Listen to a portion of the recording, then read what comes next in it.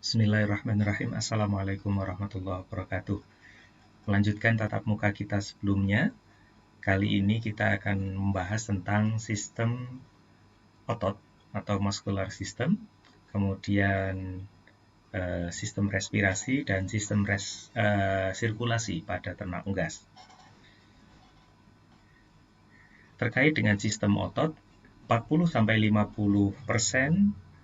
massa tubuh pada unggas dewasa terdiri dari otot. Gitu ya. Di unggas, bagaimana pada individu lainnya, terdapat 3 tipikal otot. Yang pertama otot polos, kemudian hemi atau di situ biasanya otot pada jantung, gitu ya. Biasanya terletak antara polos dan lurik bentuknya, dan yang terakhir adalah otot lurik atau otot kerangka, gitu ya.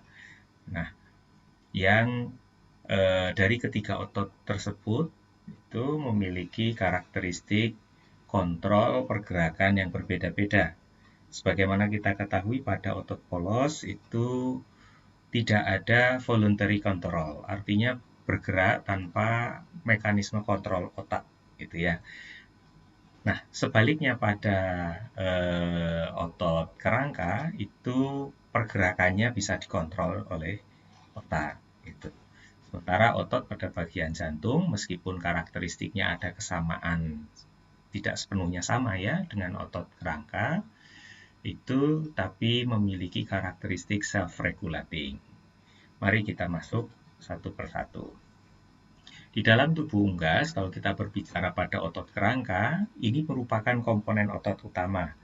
Di situ ada yang kita sebut sebagai otot atau warna yang merah, maksud saya, dan ada yang berwarna putih, serabut otot merah dan serabut otot yang putih.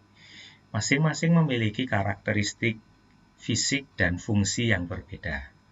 Nah, otot merah ini memiliki mioglobin yang jumlahnya lebih banyak, sementara otot putih lebih sedikit. Sehingga konsekuensinya warnanya menjadi merah dan putih, gitu ya, kalau kita lihat pada daftar tabel ini. Nah, demikian pula jumlah mitokondria maupun ukuran mitokondrianya, hingga kemampuan metaboliknya. Nah, pada otot putih itu tinggi, sementara otot merah rendah, dan seterusnya. Nah, ini gambaran umum mekanisme atau sistem perototan pada ternak unggas. Kalau kita lihat dari sisi samping, gitu ya. Nah, kaitannya dengan sistem perototan itu ya, otot itu terdiri dari berbagai komponen penyusun, mulai dari epimysium, kemudian ada vasikel, gitu. Di dalam vasikel itu masih ada lagi komponen-komponen penyusun lebih kecil lagi seperti perimysium, endomysium, muscle fiber, dan seterusnya. Dan di bawah dalamnya lagi masih ada lagi sarkolemma. Nah, terus kepentingannya apa pada ternak unggas? Kalau kita ketahui bahwa kalau kita memanen ternak unggas pada sistem pemeliharaan yang kita terapkan, itu salah satu tujuan utamanya adalah kita mengharvest dagingnya. Kita menyebut perbedaan daging dengan otot. Otot ketika masih hidup, masih memiliki fungsi, namun setelah memasuki fase kematian, itu melalui proses penyembelihan antara lain, itu dikonversi, perubahan otot menjadi daging. Nah, mari kita lanjutkan. Pada jurnal yang disampaikan oleh Marzu et al. Tahun 2013 ini, tampak bahwa ternyata itu perototan, sebagaimana tadi kita sampaikan, yang merupakan salah satu tujuan utama kita dalam proses budidaya ternak unggas, itu ternyata dipengaruhi oleh beberapa faktor, yaitu internal maupun eksternal. Faktor internal antara lain adalah faktor genetik. Nah, yang kita bicarakan pada saat pertemuan kita kali ini adalah faktor eksternal berupa pakan. Nah, pada penelitian yang dilakukan Marzu et al. Ini mendesain 3 perlakuan. Nah, ada pakan dengan kadar energi protein standar atau LC, kemudian L1 itu dinaikkan 10% dari standar, dan L2 diturunkan 10% dari standar. Nah, kalau kita ketahui latar belakang yang disampaikan oleh Malzo et al. Ini adalah bahwa laju pertumbuhan yang lebih tinggi itu biasanya membutuhkan prinsip dasarnya imbangan energi protein yang lebih baik. Itu. Ketersediaan energi yang lebih baik, ketersediaan protein yang lebih baik. Dengan menggunakan asumsi bahwa sebetulnya pertumbuhan adalah laju deposisi protein. Oleh karena itu coba diamati. Dan karakteristik deposisi protein itu pada unggas tidak lain tidak posisi terbesarnya terletak pada bagian pektoral atau pada bagian dada.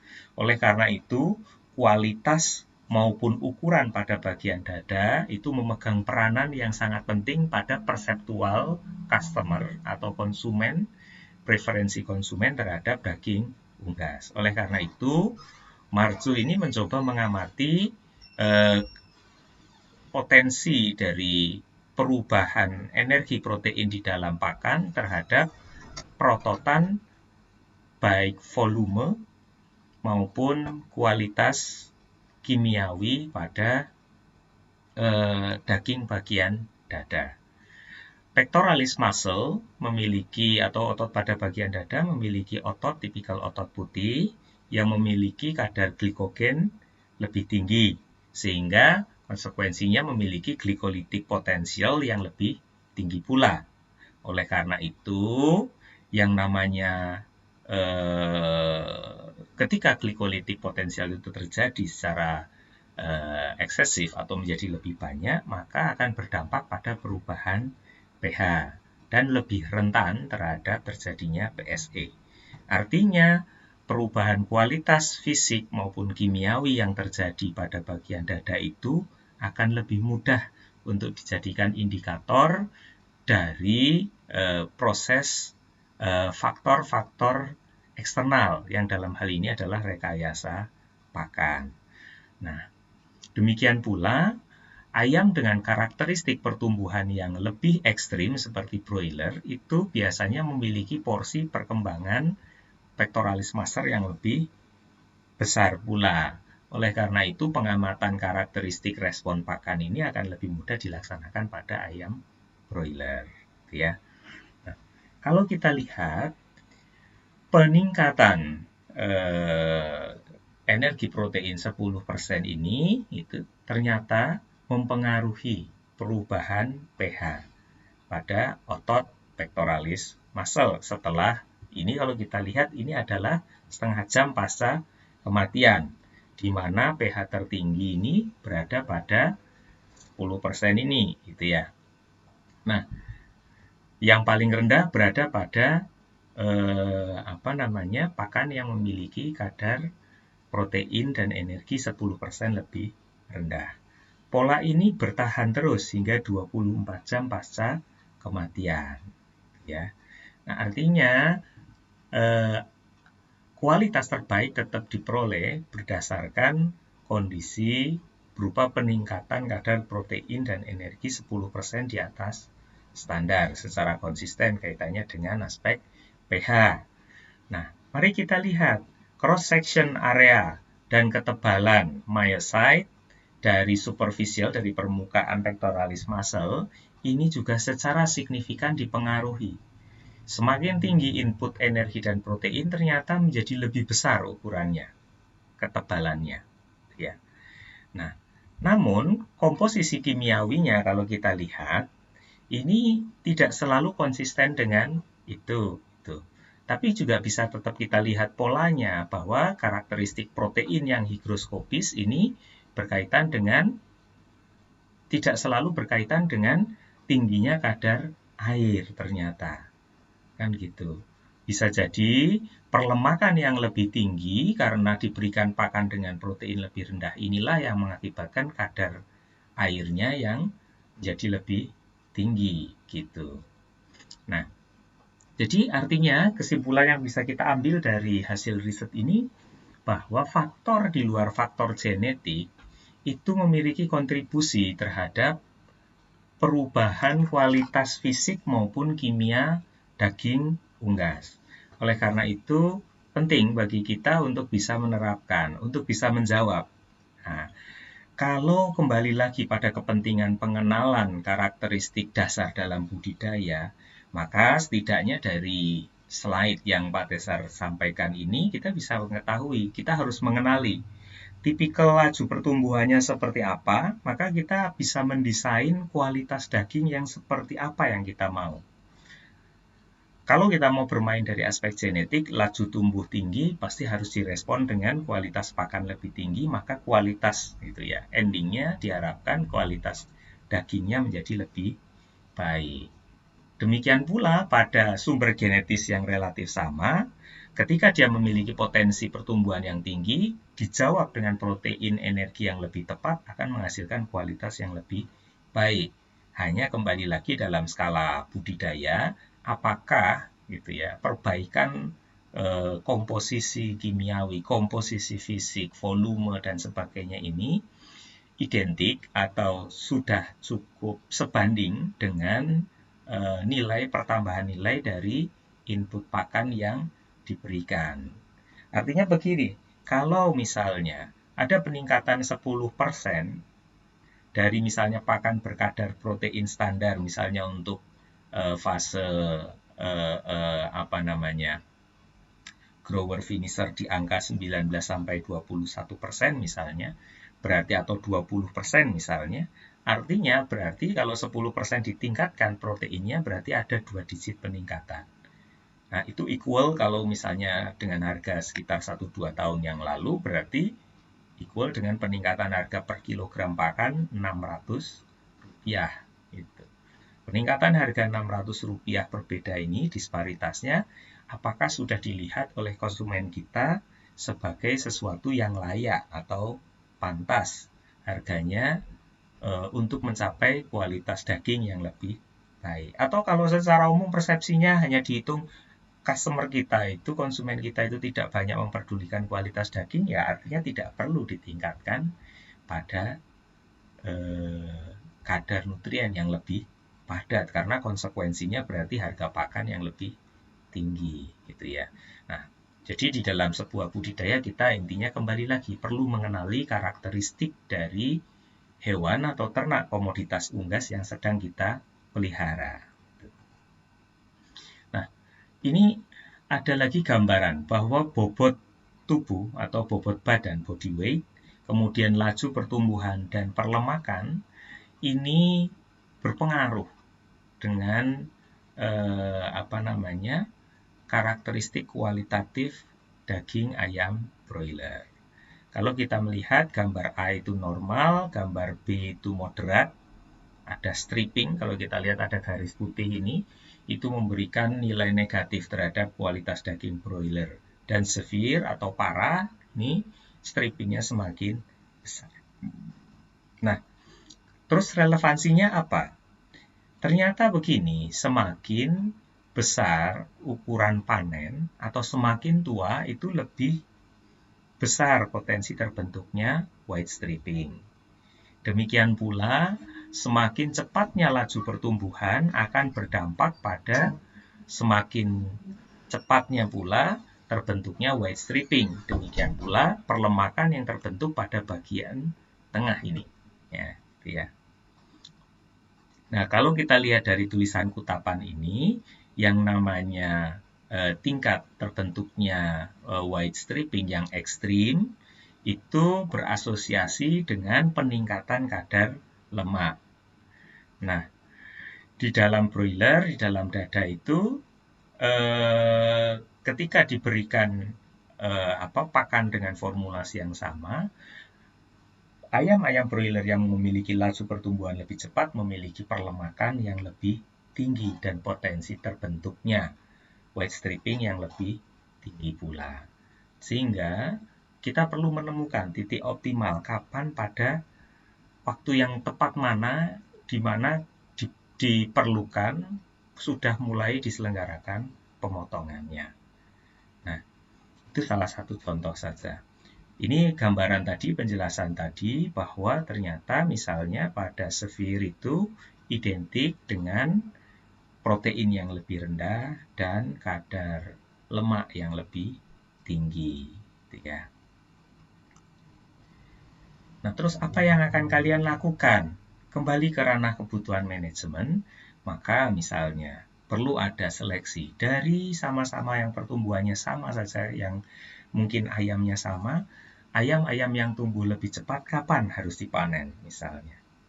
Ayam jantan karakteristiknya juga berbeda dengan ayam betina. Betina cenderung lebih cepat membentuk perlemakan misalnya.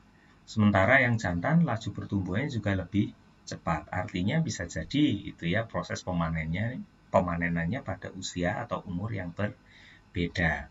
Pada berat badan yang berbeda pula. Itulah salah satu relevansi ketika kita sudah berbicara pada aspek kualitas, gitu ya. Nah, jadi tadi hanya 1-2 gambaran dari keterkaitan sistem prototan pertumbuhan otot dengan bagaimana memanage unggas, dalam hal ini contohnya broiler, pada sistem budidaya ternak unggas. Mari kita lanjut dengan aspek lanjutan pada sistem pernafasan, gitu ya.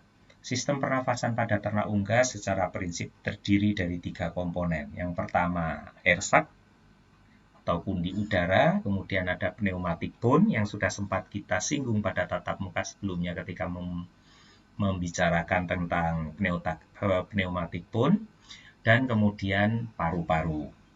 Prinsip utama sistem respirasi ini 2, yaitu pertukaran udara, dan salah satu lagi yang aspek yang sangat penting pada ternak unggas adalah berfungsi sebagai termoregulator. Mengapa penting? Kita sudah mendiskusikan ini pada tatap muka kita saat kita mendiskusikan tentang sistem integumen berkaitan dengan kulit dan bulu. Unggas tidak memiliki kelenjar keringat, oleh karena itu mekanisme termoregulasi tergantung pada beberapa aspek. Yang paling besar, yang paling utama adalah aspek respirasi, evaporative heat loss. Oleh karena itu, ini yang menjadi peran. Bahkan bisa jadi pada suhu hingga 32, itu yang paling ideal adalah evaporative heat loss melalui mekanisme penguapan panas melalui paru-paru, membuang panas tubuh melalui paru-paru. Karena tidak memiliki kelenjar keringat, gitu ya. Oke, mari kita masuk. Nah, yang disebut sebagai pundi udara atau kantong udara atau hawa udara, air sac ini itu merupakan ekstensi dari bronki di paru-paru sebetulnya. Nah, itu ada sekitar 11-13 sisi yang terhubung dengan bagian paru-paru. Beberapa terhubung dengan beberapa tulang panjang yang besar untuk membentuk pneumatic bone, gitu ya. Jadi pada bagian-bagian sebagaimana tersaji pada gambar berikut ini.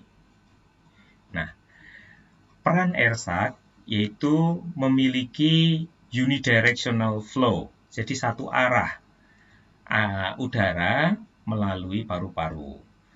Yang dimaksud sebagai unidirectional adalah bahwa udara bergerak melalui paru-paru, yang bergerak melalui paru-paru itu adalah udara yang bersih dan memiliki kadar oksigen yang lebih tinggi.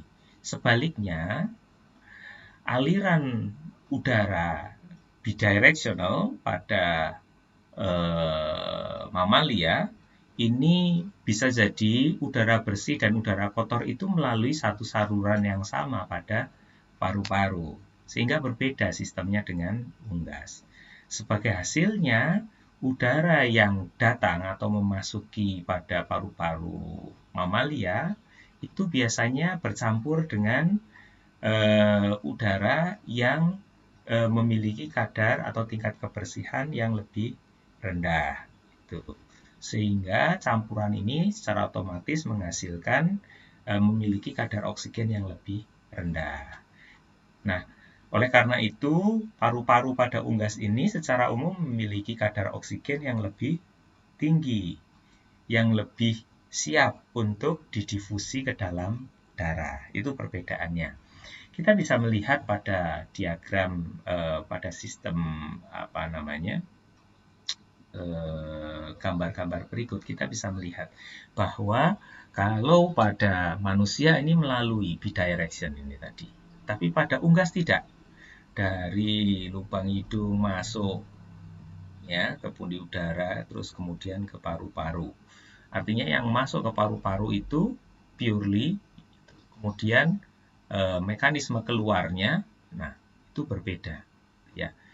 Nah, arahannya juga berbeda dengan pada manusia. Yang lebih sederhana lagi tentunya pada sistem pernafasan pada grasshopper atau serangga, gitu ya.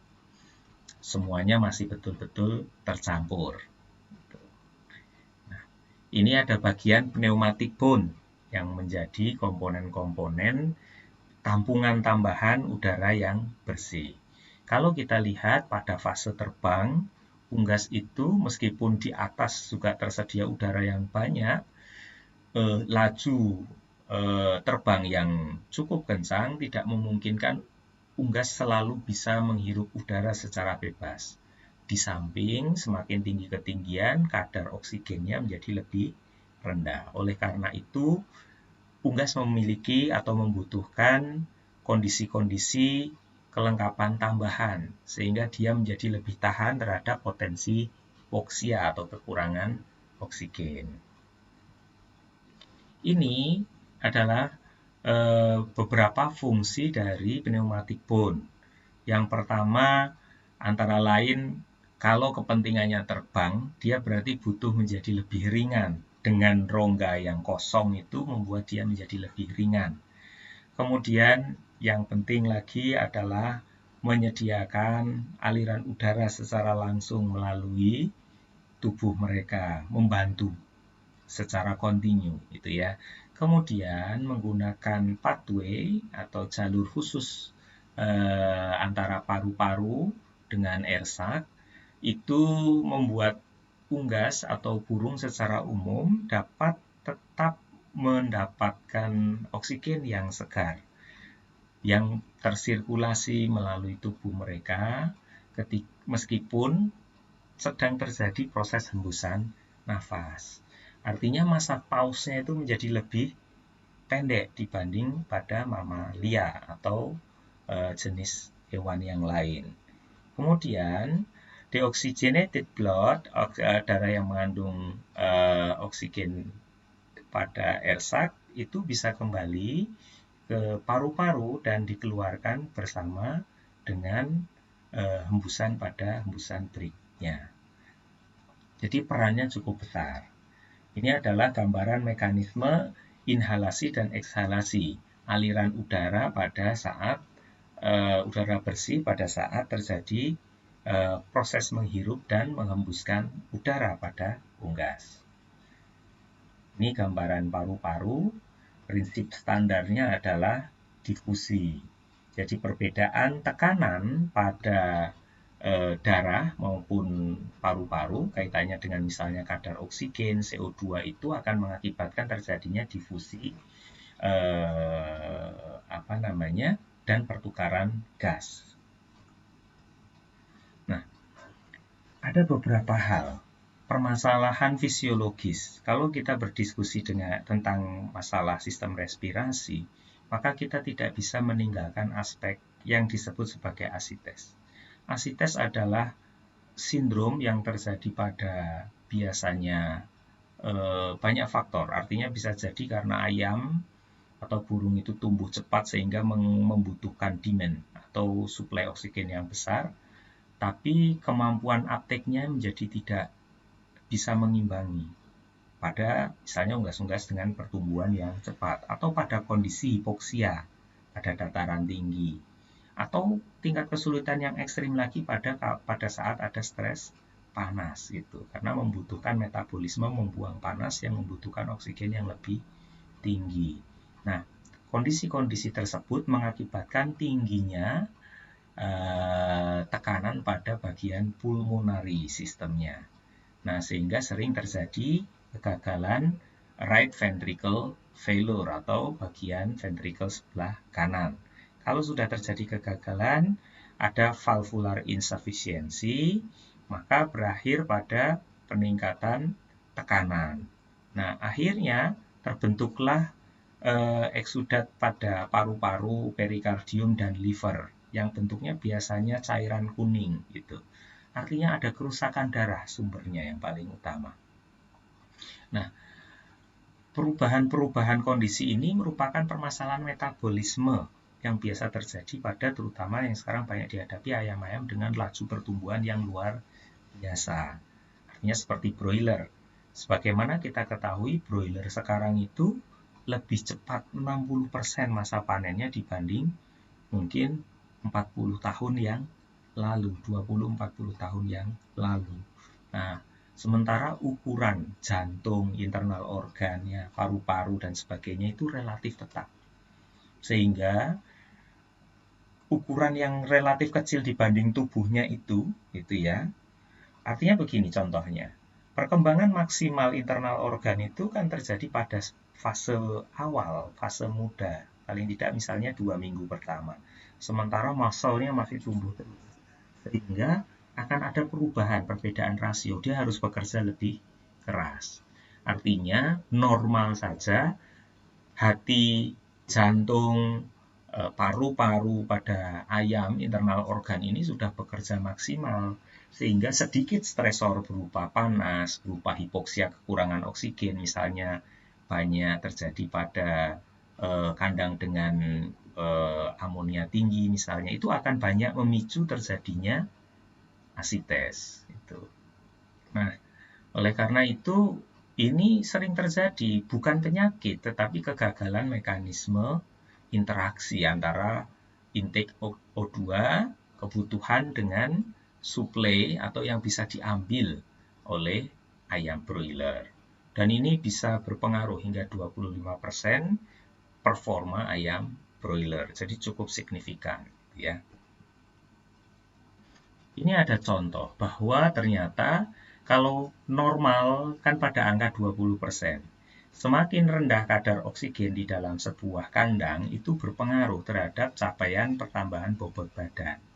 Karena sebagaimana kita ketahui, artinya begini, tingkat ekstremitas karena laju pertumbuhan yang luar biasa pada broiler ini dampaknya menjadi signifikan. Ini hampir kurang dari setengahnya bahkan yang dicapai bobot badannya ketika ini.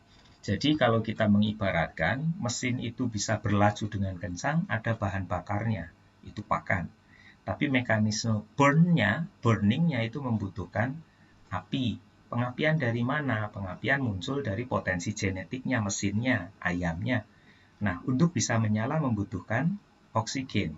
Kalau oksigen ini tidak tersedia dengan baik, maka tidak akan dicapai performa yang maksimal. Kan begitu. Nah, ini tampak sekali. Gain per feet-nya atau konversinya menjadi lebih besar, sepertinya lebih kecil, tapi lebih kecilnya ini terjadi karena perlambatan laju untuk kepentingan maintenance. Kita lihat saja, konsumsi lebih kecil, pertambahan bobot badan lebih kecil, bobot akhir lebih kecil, gitu ya. Jadi jangan terkecoh dengan nilai yang berbeda pada ini. Nilai gain per feet-nya itu, feet per gain-nya jadi lebih kecil efisiensinya. Oke. Kalau kita lihat, ini asitesnya menjadi lebih besar karena tidak mendapatkan suplai oksigen yang cukup untuk kebutuhannya. Gitu ya. Oke, mari kita lanjutkan. Ini ada tugas individu. Tolong, tugas individu ini sederhana. Silahkan minimal 2 organ penting, sebutkan ya, jelaskan.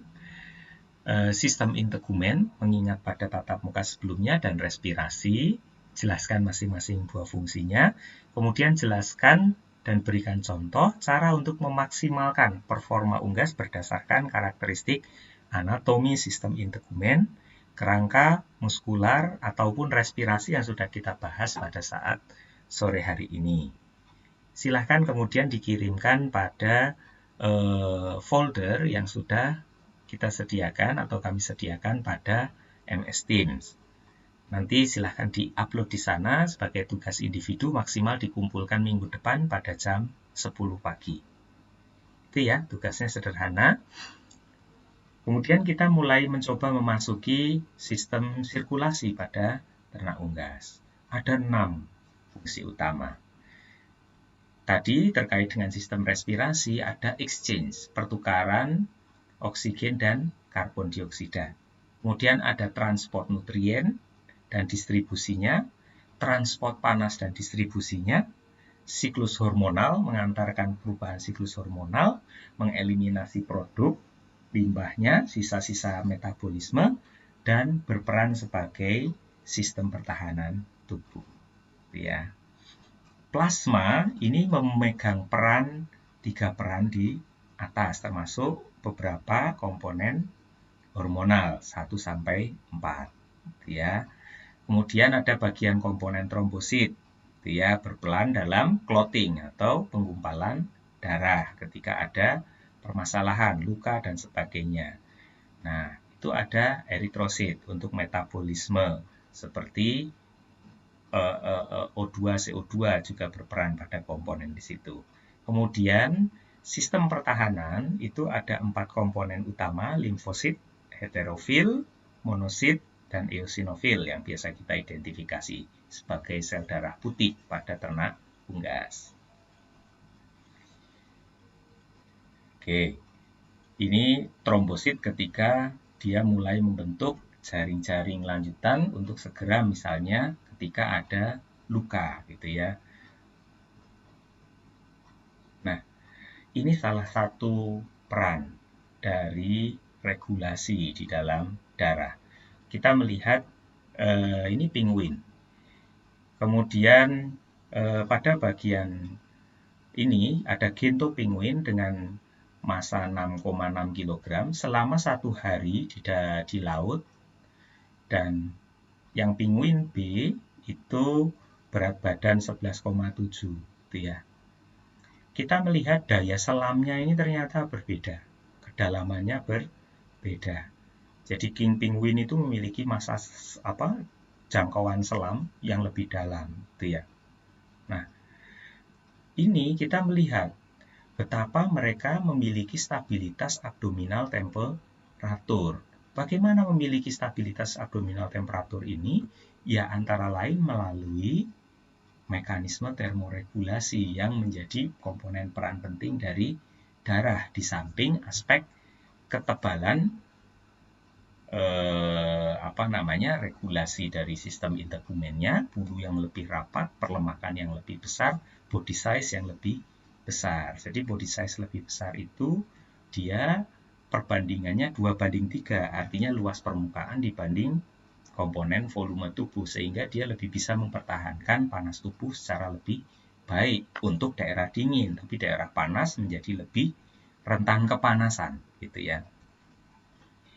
Nah, additional physiological response itu ketika dia ada kepentingan, jadi kaitannya dengan ketersediaan oksigen dan meminimalisir pelepasan panas pada udara yang dingin, pada daerah yang dingin, misalnya pada air yang dingin, itu ya ada peripheral vasoconstriction. Jadi ketika ada kerutan otot itu menjadi lebih sedikit darah yang mengalir ke sana karena ukuran pembuluhnya menjadi lebih kecil, sehingga tidak banyak panas tubuh dari internal itu terlepas keluar gitu ya.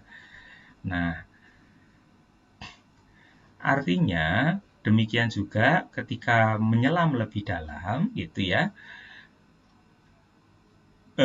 adanya fase konstriksi, mereka juga mencoba meminimalisir kinerja internal organ sehingga tidak banyak energi yang terbuang seperti pada digestive system.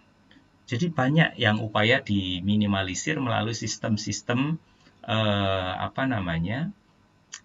peredaran darah ini. Apa yang menjadi komponen penting dari sajian ini adalah dari slide ini adalah bahwa ternyata perannya sangat besar sekali. Mekanisme pengaturan regulasi nutrien, regulasi panas tubuh, regulasi suplai oksigen itu diatur melalui sistem-sistem vasokonstriksi, melalui sistem-sistem pelepasan panas, pembatasan pelepasan panas, nutrien dan sebagainya yang terintegrasi bukan hanya terhadap sistem sirkulasi saja, tetapi terkait dengan respirasi, terkait juga dengan berbagai sistem lain seperti sistem integumen, gitu ya. Jadi tidak lepas satu sistem dengan sistem yang lain. Oleh karena itu kita jadikan kajian pada hari ini, terutama kaitan antara sistem respirasi dengan sistem sirkulasi. Nah, kemudian ketika kita membicarakan antibodi pada unggas, tadi ada sel darah putih yang ada 4 jenis tadi, itu proses pembentukannya pada unggas terjadi karena interaksi beberapa organ. Antara lain organ-organ yang terkait dengan sistem kekebalan tubuh, seperti harderian yang terdapat di dekat mata, thymus, spleen, bursa fabricius, ada sekal tonsil pada saluran pencernaan, demikian pula Peyer's patch dan Meckel diverticulum. Demikian pula ada pada beberapa sisi bagian, yaitu bone marrow secara terbatas, karena karakteristiknya tidak sama. Pada gambaran kiri bawah, itu ada contoh organ bursa fabricius, gitu ya. Nah, bursa fabricius ini memiliki karakteristik yang unik, gitu. Semakin dia seperti tabungan, semakin banyak expand untuk mempertahankan dari challenge lingkungan, antara lain penyakit dan sebagainya, stresor dan sebagainya, maka ukurannya akan lebih cepat mengecil. Sehingga menjadi tolok ukur sederhana terhadap tingkat stres yang dialami unggas akibat kondisi tertentu, antara lain aspek perkandangan. Ya, atau challenge penyakit. Nah, ini nanti mungkin akan banyak dibahas ketika kalian mendiskusikan perkandangan atau penyakit. Gitu. Ini gambaran produsen sel darah merah. Jadi pada tulang di ternak pada unggas. Ini contohnya adalah rock region. Ya. Ada terdapat pada furcula, tibiotarsus, ya secara terbatas, pelvic, caudal vertebrae. Nah, itu ya. Sedangkan otot-otot lainnya, kecuali yang kecil, biasanya terkait dengan aspek kepentingan pneumatic bone, gitu ya. Nah, ini sistem sirkulasinya. Prinsipnya menggunakan sistem kinerja dari jantung yang dipompa, gitu ya, memompakan darah ke seluruh tubuh, dan beberapa ini bagian yang biru dan merah. Ini ada yang bagian komponen menuju dan meninggalkan jantung. Mekanisme kepentingannya itu tadi 6. Sirkulasi. Sirkulasi apa saja? Mulai dari komponen oksigen, CO2 misalnya untuk dieliminasi, kemudian ada aspek kepentingan nutrien, gitu ya, metabolit. Nah, ini beberapa arteri pada bagian ternak unggas itu ya. Ada arteri karotid, brachial, pektoral, kemudian sistem arc, systemic arc, pulmonary, celiac, renal dan femoral dan posterior mesenterik yang memiliki fungsi-fungsi masing-masing, gitu ya. Ini gambaran sirkulasi sistem darah. Tadi sebagaimana komponen penting yang kita jelaskan, sistem peredaran darah terkait dengan respirasi ini berbeda dengan mamalia. Potensialnya membawa udara lebih bersih menuju ke dari paru-paru ke dalam tubuh itu lebih baik, efisien dibanding pada mamalia, ya. Kemudian kalau kaitannya dengan digesti pakan gitu ya, breakdown protein ini setelah di breakdown menjadi asam amino dan seterusnya, ini akan menghasilkan panas. Nah, ini dilepaskan selama proses pembakaran glukosa. kemudian dibawa darah dari digestive tract ini untuk menuju ke hati, gitu ya. Sehingga hati merupakan sentral energi, gitu ya. Ini contoh untuk breakdown glukosa. Demikian pula tadi untuk asam amino juga sama. Setelah di breakdown dibawa ke hati, mekanismenya sintetik, body protein, muscle, skin, liver dan sebagainya. Breakdown kemudian dibawa ke hati, gitu ya.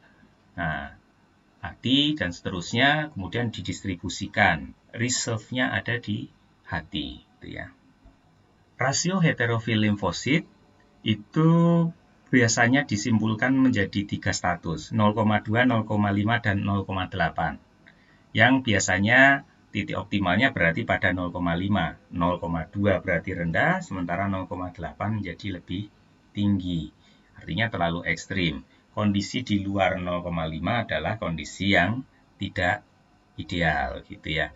Nah, ini ada beberapa contoh antioksidan alami atau sintesis yang bisa diperoleh ketika dia ditambahkan ke dalam pakan dalam bentuk sebagai aditif, itu akan mempengaruhi perubahan rasio heterofil dan limfosit. Kita bisa melihat pada kalau suplementasi yang diberikan berupa yeast ternyata tidak banyak mempengaruhi rasio yang ada, ya. Ascorbic acid juga tidak. Namun ketika yang ditambahkan tocopherol, itu misalnya dari toge dan sebagainya, ternyata bisa memperbaiki, menggeser ini. Heat stress tocopherol rasionya ini menjadi lebih baik, gitu ya. Nah, demikian pula niacin, tuh, yang semula tinggi menjadi lebih mendekati normal, gitu ya. Nah, namun seperti lactic acid ternyata tidak bisa memperbaiki. Itu kita bisa melihat. Kemudian kita juga bisa melihat nilai normal jumlah ini, itu ya. Tetapi jumlah semata juga tidak bisa menyelesaikan masalah. Harus pula kita lihat dari aspek rasio. Nah, artinya ada beberapa treatment tertentu yang bisa membantu mengameliorate, memperbaiki dampak stres panas. Antara lain adalah tocopherol dan penggunaan niacin. Ini akan memiliki peran yang cukup baik untuk memperbaiki stres yang diakibatkan oleh sekaman panas yang dapat menekan rasio atau merubah rasio heterofil dan limfosit yang berarti berdampak pada sistem imun pada ternak unggas. Saya rasa itu tatap muka kita pada kesempatan ini. Sampai jumpa lagi pada sesi-sesi yang selanjutnya. Mohon maaf kalau ada yang kurang tepat. Assalamualaikum warahmatullahi wabarakatuh.